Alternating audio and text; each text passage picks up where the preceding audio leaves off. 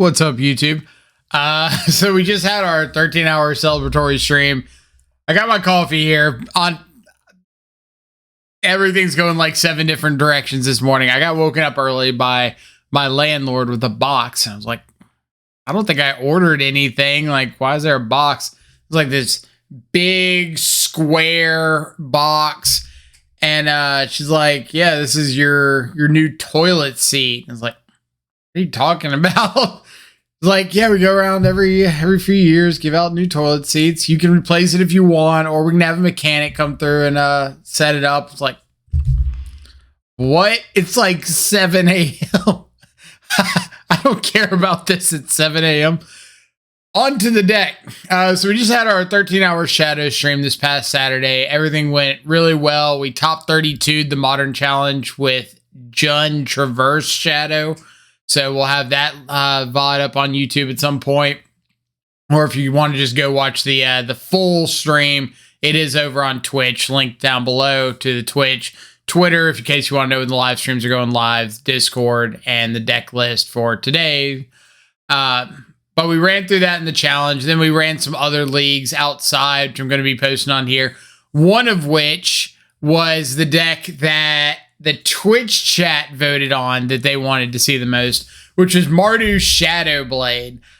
So if you haven't seen Mardu ShadowBlade before, which you probably haven't because it's not really an archetype, it's a Mardu Death Shadow variant that we kind of messed around with last year, 2 years ago, something like that. Running Shadow Thoughtseize, the Stoneforge Mystic package, some sort of equipments, in this case, Cauldra, Sword of Feast and Famine, Fire and Ice, Batter Skull in the sideboard. We've got a lot of good black, red, white value pieces. So you see like Colgan's Command, Prismatic Ending, Kroxa Terminate, Fervent Champion, the Javier Dominguez World Championship card. And 1 red for a 1/1. I think it's like a human knight. When it attacks, it gives another knight +2/+0. It's got haste and first strike. Not the important part. The important part is the last line of text that says equip abilities that like are targeting Fervent Champion cost 3 less to activate. So Sword of Fire and Ice, Feast and Famine, you can equip up for free. Cauldra, you can equip up for cheap. Batter Skull on the board, you can equip up for cheap. We've got Ragavan and Orcish Bowmasters, some of the new introductions since the last time we played the deck. Archon of Emeria is a bit of a holdover from last time. Card was absolutely phenomenal when we were in a Living End heavy meta. Might not have the same impact now, but instead of just like 100% brewing up a new list, I decided to take a piece that showed me a lot of success before and kind of see how it goes. Other than that, Lightning Bolt, Terminate, some common removal options in our colors. In the sideboard, 4th copy of Prismatic Ending, some Sanctifier on Vex, Necromentia. I do have to point out, these Dalthies were not in the original list. I'm going to post the original list, but the Dalthies were like Nihil Spellbomb, what's it called? Lion Sash, and a couple other pieces that literally did nothing the entire league, and we ended up swapping them out. So I was going to go back and go look with like the original deck list, and just decided to like go ahead and talk about some of the changes, but we'll go over that more at the end of the league. I just want to point out that if you go click on the deck list below, go over to Stream Decker, it won't show the Dalthies in the sideboard. But again, I will let you know towards the end of the video, like any adjustments that I would make. And that's just one of them towards the start. So yeah, let's go ahead and jump into the first game. Showcase a little Mardu ShadowBlade. Don't mind me as I sip away at my coffee. The goal of the deck is really to be pretty proactive, get out on the front foot with cards like Ragavan, Stoneforge, Thoughtseize into Shadow. Use your equipment as value pieces as the game goes on. So opening hand, 1 land. We do have a Thoughtseize, but if we don't see the second land, like we're not Stoneforging, we're not Bowmastering. So we'll ship it, keep this hand with the Ragavan into Stoneforge. We can throw back the Shadow. We could throw back the K command, but like there's no guarantee we're going to find another way to lose life. So the Shadow is a little more risky. With K command, if Ragavan connects once, then we could just have it online. Draw a Sword of Feast and Famine. So we're going to Stoneforge for Cauldra, because that kind of makes the Stoneforge like a I have to answer card. And if they don't, we get a Cauldra. If they do, we still have Feast of Famine as like a value 3 drop to play. So, opponent lets us get down our Cauldra. And we learn very quickly why that is, because we've got a sort of Feast and Famine that we can strap up on a Cauldra and untap. Unless our opponent, I don't know, like main phase Archmage's Charm or main deck Archmage's Charm steals our Germ token. I bet you didn't know this interaction. Obviously, things not looking great for us. Opponent has stolen our Germ token with a Feast and Famine. Cauldra, all on their side. They got one ring. They attack us. Did you know Sword of Feast and Famine has very specific wording? It says whenever you deal combat damage to a player or deal combat damage, that player discards a card. So whoever has dealt the damage discards a card, and you untap your lands. So that player is us. We discard a card, and then we untap our lands because we own the sword. We control the sword, even though they currently have it equipped to their creature. We control the sword, so we control the sword trigger. So we get damage, have to discard, but we also get to untap our lands, which is kind of funny. So we're going to kill off Bowmaster, get our Ragavan back, basically so that we could attack in if need be. But we're strapping up our Stoneforge with the Feast and Famine. We can block Cauldra. Since it doesn't actually deal damage to our Stoneforge, it doesn't exile it. So we just end up taking the 1 trample damage and hang around. Opponent thinks they're safe with this Shieldred. We think we've got to terminate. Unfortunately, they've got a spell snare, so kind of boo on them. But we get to play tap Shockland. Move our sword to the Ragavan to get the extra look at something relevant. Untap our lands, get back Kroxa. This was like Hail Mary attempt. So you often see players like Reed Duke, who I absolutely idolize when it comes to gameplay and want to follow examples that he puts out more often. One of them is like, I'm not scooping until I'm dead. Until you get me to 0, because there are so many times that you just get random gift wins. And in this case, like my opponent's got 4 cards in hand.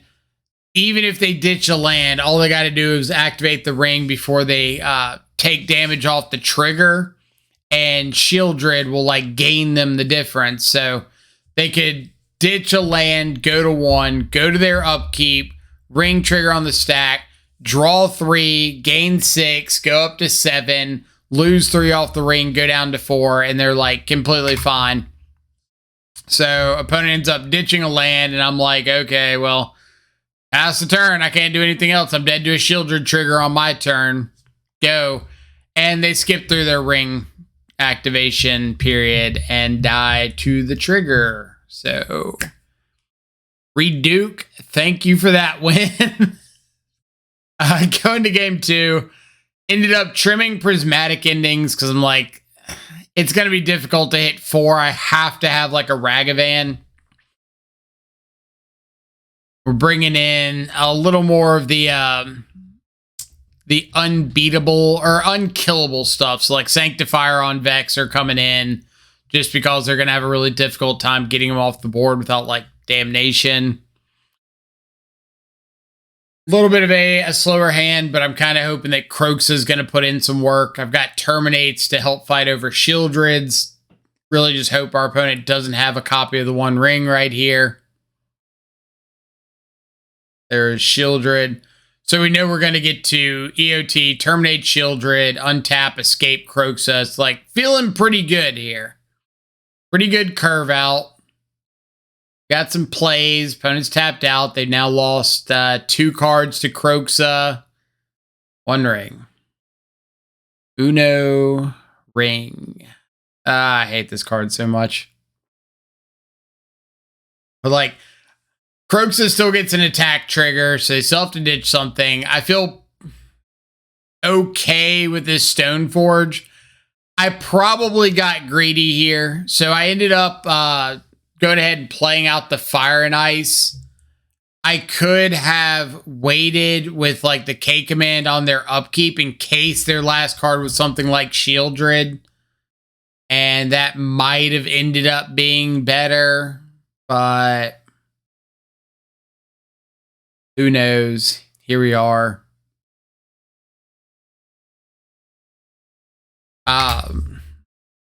Okay, so we could have strapped up like Stoneforge or something with the Fire and Ice.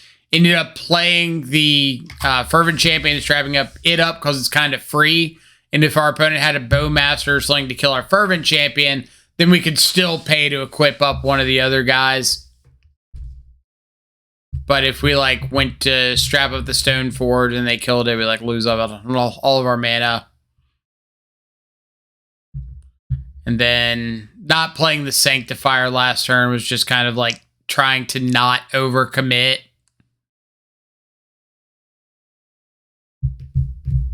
Fervent Champion doesn't deal any damage, but our opponent's not like hasting anything up, coming back at us.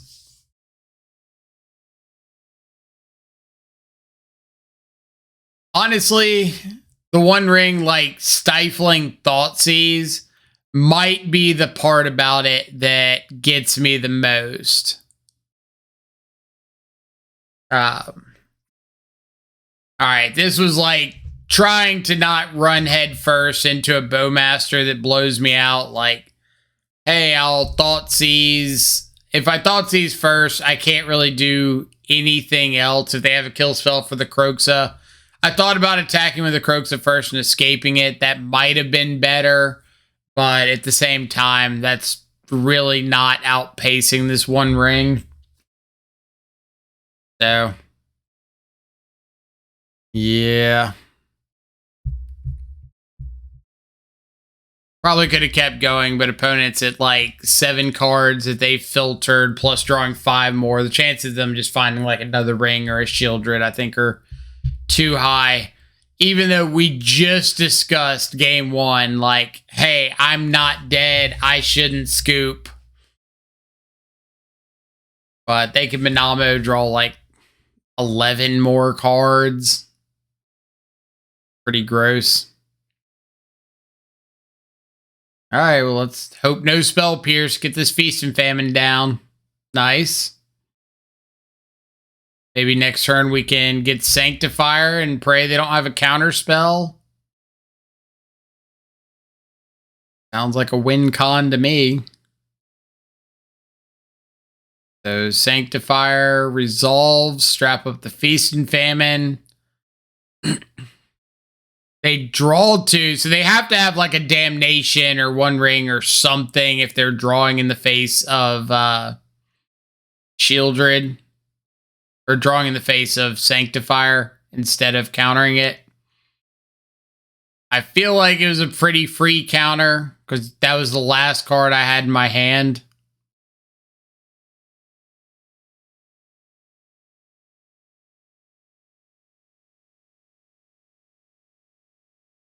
Yeah, we're just going to have a tough time outpacing a Shieldred. Even though we get to do a little bit of damage. Yeah, and then they target us to draw 2. We die to the Shieldred. Shieldred, pretty rough for this deck to deal with. Terminate's like the only real answer. If I were going to adjust the removal suite at all, I might consider upping on like Unholy Heat or something. But at the same time, I'm not running Bauble. I'm not running Street Wraith. So maybe not the most impactful choice of removal. I really don't want to run like Path to Exile but at the same time, maybe it's worth it just to clear stuff out of the way. So, looks like opponents on blue-red mURktide, which means Sword of Fire and Ice makes any threat we can find like a pretty legitimate contender. So with like this Fervent Champion in hand, if opponent misses land drop, if they don't have another removal spell, then we can strap up the sword, kill something, Thoughtseize, take something else. So yeah, we went from like pretty behind in the face of Channeler Ragavan to we've got a pretty solid chance here with Fervent Champion pinging off small dudes, drawing cards. Even with this mURktide coming down, like Champion hits them, double bolt. Their last 2 unknown cards would have to be blue card plus force to stop this. And judging by the look of it, it's not blue card force. So Stoneforge can go get... Usually in these cases, I really like getting just another sword instead of Cauldra. It means that I'm not as weak to like 1-for-1 removal on the Stoneforge. And I can just play out like the Feast and Famine, or in this case, Stoneforge it in. They can't counter it. Freely equipped to the Fervent Champion. Untap all my mana. Blah, blah, blah, blah, blah. So, against mURktide, 9 times out of 10, the game plan is just let me get Fire and Ice. I'll figure out something after that, but just any of our threats, like a Bowmaster token, a Stoneforge, a Fervent Champion, whatever, can just become like a ridiculous value engine if you get Fire and Ice. And outside of like Dress Down, maybe Cast into the Fire or something like that, they've got pretty limited number of ways to deal with it. In case you are unsure about layers, which, no surprise, they're a weird concept to keep up with. The layers that give and take away abilities are resolved on a different layer than the layer that takes and removes power and toughness. So when you go like Dress Down on something that's got a Sword of Fire and Ice equipped to it, it loses like the protection, it loses the ability to hit and deal damage. It does not lose the +2/+2. It's weird. I don't get it. I don't try to get it. I just accept it as an inevitability that I can't do much about. But we'll get sword down here. Kind of want to play out the sword first, just check for a counter spell or something. Pretty unlikely. Opponent's got a mURktide. And then this next turn, sequencing, making sure I start off with the Terminate first in case my opponent's got a Spell Pierce. I can pay for that. And then we get to attack, ping off the Ragavan. Opponent draws dead, and we beat blue-red mURktide. Love to see it. Making sure to stay above 3 life so we don't die to a bolt there. On to match number 3. No land, 7, throw it back. 1 land, 6. It's kind of funny because like this list is playing 20 lands. We're not running Bauble, not running Street Wraith.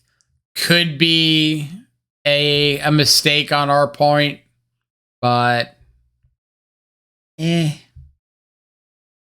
rips a Reality Chip off the top. Thoughtseize away Pure Steel Paladin. So now we know they've got the Colossus Hammer, some lands, 1 unknown. We've managed to find our second land, so now we can like play out to the board a bit. Hold up Lightning Bolt instead of playing the second Shadow so that Sigarda's Aid Hammer doesn't kill me. Obviously, if they attack him with the Reality Chip, a little bit more awkward, but yeah, no. Back in. If opponent blocks, we can Bowmaster ping off the chip. And they go to reconfigure the reality chips. We go for a bolt. They have the protection spell, or the spell pierce in this case, and whiff off the top of their library. So reconfiguring the reality chip allows them to play lands and spells off the top of their library, which is ridiculously powerful if you're able to set it up with like open mana. But like in this case, opponent didn't really have anything available. Couldn't really, didn't have the extra mana to do anything impactful. Joy of Surge of Salvation protecting all their stuff. But we get to hold up like Bowmaster flashing in, making tokens. So if they found a Sigarda's Aid or a Pure Steel Paladin and went to strap up the Inkmoth Nexus, we could Bowmaster it. If they didn't and just attacked in with the reality chip, we could flash in Bowmaster and block. Sideboarding, bring in any extra removal spells that I've got. Boarding out on some Ragavans, boarding out on some Thought Seizes. Pretty rough top decks.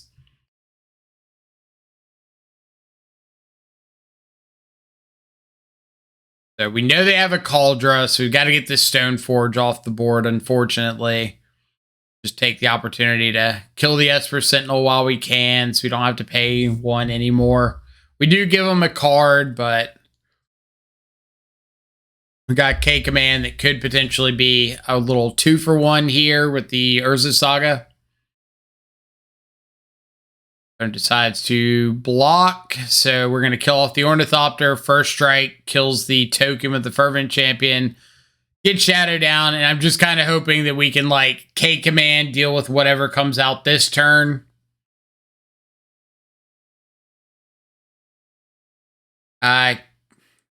This was a kind of tricky decision. I decided to go with the Archon because if they have a protection spell or a spell pierce off this Springleaf Drum, I get like pretty blown out from it.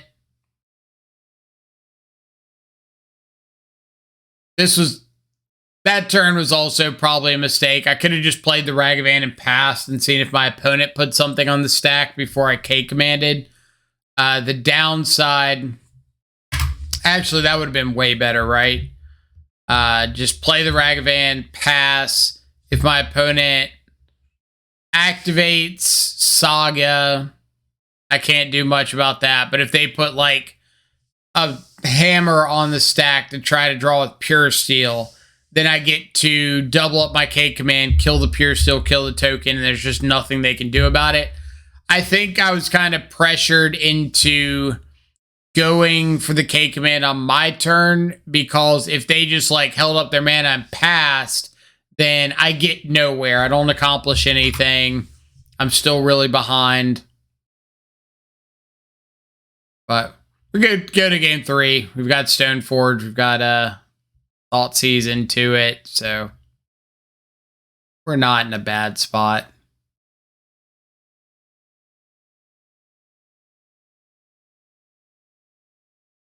Feel like Fire and Ice, especially on Crusader, is a pretty good piece of interaction. I don't have their hand pulled up, but they do have a path to exile that we know about.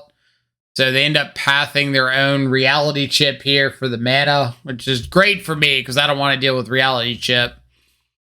But that's why I got Fire and Ice instead of like Cauldron. It's called, if I got Cauldron, they'd just be able to path my Stoneforge, which might have been okay because it would mean we get down Crusader for sure. But you live, you laugh, you learn. Throw in Fire and Ice. Strap up the Fire and Ice. So both their 2 cards right now are unknown. They end up taking the hit and Surge of Salvation, which I didn't even realize before that Surge would not only protect, I got that part, but it prevents me from drawing a card because the card draw only triggers if the thing is dealt damage. So that was kind of cool. Didn't really expect it. Either way, we've got like more than enough removal to mop things up from here. We get to go on to game 4. Or match 4. You call it game or match 4. I always call it like individual 3-game series. for each individual match. Either way, turn 1, Stomping Ground Ragavan doesn't really give anything away. So I'm kind of feeling like Ponza or something, but Ponza running Bloodstained Mire instead of a green fetch feels kind of awkward or kind of off. Then they get Blood Crypt, so it's like a Jund list. Okay. They're not shocking, so it probably not Jund Shadow. Just some sort of like Jund mid-range. Either way, we've got Ragavan to dash.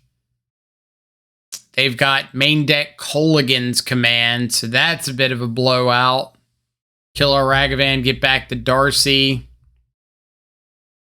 And Thoughtseize our Cauldron, so they get Delirium active. Oof. Talk about a turnaround. Thoughtseize them back. They've got nothing, so now we're our empty hand versus their empty hand. They got a channeler. We got a potential Giganta. That is not a channeler. Okay. Decision time. I no longer have Cauldron. I could play out Giganta, go to 9, pass the turn. I opt to go for the Stoneforge instead to go and get a Fire and... Yeah, get a Fire and Ice because I feel the only way I'm getting out of this is to draw another card. So my opponent's got to draw here. They're going to attack me. If I block the Tarmogoyf, I get nowhere. Like, all I'm doing next turn is playing the Giganta and dying. I don't have anything to strap the sword onto. Doesn't really work out. I could, and maybe it was better to get Feast and Famine, but I think the mana is a little bit awkward. So they would attack me down to 2. I'd fetch down to 1. I would cast Feast and Famine, strap up to my Stoneforge, attack, get to untap all of my lands, and then I've got enough for like Giganta. I can't play another spell, so I'm dead to the Stoneforge if I do that. So yeah, I really don't think there's like a winning Feast and Famine line. I think my only possible winning line is to Fire and Ice and draw something. I really don't have a clue what that something would be. I would need to do something like... Oh... Yeah, Bowmaster wouldn't even do it. So I don't know what I'm drawing to, but we're drawing nonetheless. Go to game 2, Jund mid-range, so I'm just boarding in any sort of like value piece, boarding out some Thoughtseizes, boarded in Sanctifier Vex because they can't really kill them, trimming on Ragavan because I'm assuming they're on Bowmaster. So keep a fairly awkward hand after a couple mulligans. Feels bad. This, in hindsight, should have been an indicator. Like my opponent fetching basic Swamp. So I could have gotten a basic Plains there for Sanctifier, but I was like, that doesn't get me closer to Shadow. That doesn't get me closer to Kroxa. And then they end up Blood Mooning, which honestly felt really awkward because I was like, why would you bring in Blood Moon against a deck that very well could be playing Blood Moon itself? And I showed you Ragavan Giganta game 1. But to each their own. Like, opponent identified Blood Moon as an integral part of their decision making on this one. Who am I to judge? It just felt like a really awkward decision. Like, obviously, it got me here. I wasn't going to play around it. I couldn't really afford to play around it on a mold of 5. But if I could fast forward through this, I would. It's just me drawing spells I can't cast and trying to hold back some of the other dudes. Like, I could attack with the Sanctifier, but I'm not winning the race. And yeah, So I don't know. Maybe opponent chimes in the comments and lets me know what their thought process was with Blood Moon. I just didn't really see it. And match 5, Living End. And we've got Archon of Emeria in the main deck. So if we can find one of those, could very well be game over. Take our Bowmaster. End up griefing us again, which is really interesting because now I've got hardcast Kroxa while there are 2 cards. So if their last 2 are like Living End or Cascade Spell land, then I get one of them out of hand with Kroxa, and there's a chance they whiff on the other one and might be able to stall them out a little bit here before things get rolling. So cycle Waker Waves, ditch a Shardless, play a land. So there's like 100% chance this last card is another Cascade Spell. We K-Command, get it out of hand, and manage to top deck a land. So we get back Kroxa, force them to discard again, hope they didn't rip Violent Outburst. And it looks like there's a reasonable chance we might steal this game. Despite being double griefed and not finding a real hate piece. Just Kroxa doing Kroxa things. One of the reasons I love the card. Sideboard against Living End, any of our Grave Hates coming in. Like I said, this original list, I was not running Dolthy, but I was running like Nihil Spellbomb. I was running Lion Sash, Necromentia coming in. Turn 1 Ragavan, turn 2 Necromentia. Pretty good way to beat Living End.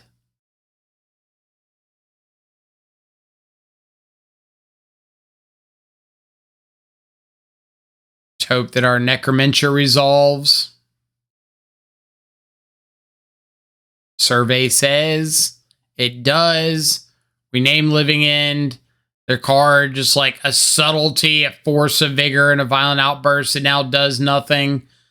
So we know we're going to get to connect with Ragavan, Stoneforge, get down Shadow. We don't care. They have no Living End, so they can't like Wrath our board away.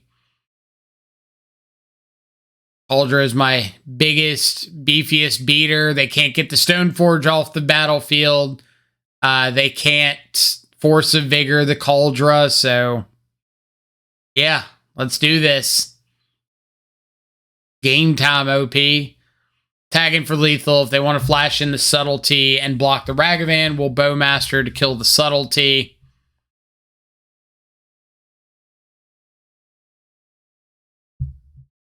So they've got Violent Outburst, Force of Vigor. We know they can't have another Subtlety and a blue card. Really, really clean win over Living End there, which I thought was kind of funny because I joked at the beginning of the video that Living End was a good matchup for us previously because of the main deck Archons, but managing to beat them without even needing the Archons is super satisfying. So let's get to changes. There's a good bit of them. I have not played this list in like over a year, so I was definitely starting kind of blind going into this video. We'll talk sideboard first. The Nihil Spellbomb, Lion Sash, a couple of the other random pieces. I decided to swap out for 4 sideboard Dolthy Voidwalker. The pro red white dude, First Strike. Phyrexian Crusader. That was the other cut. For the 4 sideboard Dolthy Voidwalkers. The big reason was not only the incidental Grave Hate, really good at strapping up a sword onto it. 2 drops, so it's pretty cheap on the curve. It's got a relevant ability. If you aren't thinking Dolthy, then I could see that spot being something like Surgical Extraction to go with Thoughtseize. But you need something for the unfair matchups. Kept the 2 Necromentia, kept the 3 Sanctifier. In the main deck, I swapped out the 3 Archon of Emeria for 3 Fable of the Mirror Breaker. Gives you a body. I don't think the Archon ability is as relevant at the moment. Fable gives you a body, really great for like the 2-for-1 matchups, lets you ditch away some of the extra stuff. And I added a second Kroxa over, I think, the second Terminate. No, over the K command. Drop K command, second Kroxa, drop 3 Archon, added in 3 Fable of the Mirror Breaker. And I'm actually kind of excited to try that out. Fervent Champion might be a little weak. I might cut down to the second Fervent, or cut the third Fervent, cut down to 2. Since we're not running Ranger Captain of Eos, I think it's a little bit less necessary, but it is still a pretty good target to just be able to like cheaply or freely equip up a sword and haste in an attack. But having access to Gigantha game 1 is like pretty nice for the mid-rangey matchups, and you're probably not bringing in Sanctifier, Necromancer, Dolphy against some of those, so you could have Gigantha access turn 2. But the protection creatures like Sanctifier I think could be really nice if Scam stays popular, which we just saw Scam win Barcelona, so really reasonable chance that they don't really fall off the map as much as people want it to. But if that's the case, we can always adjust a little bit here and there. Batterskull in the sideboard, I know looks awkward with Shadow. I've had plenty of conversations with like Shadow Spear out of Golgari.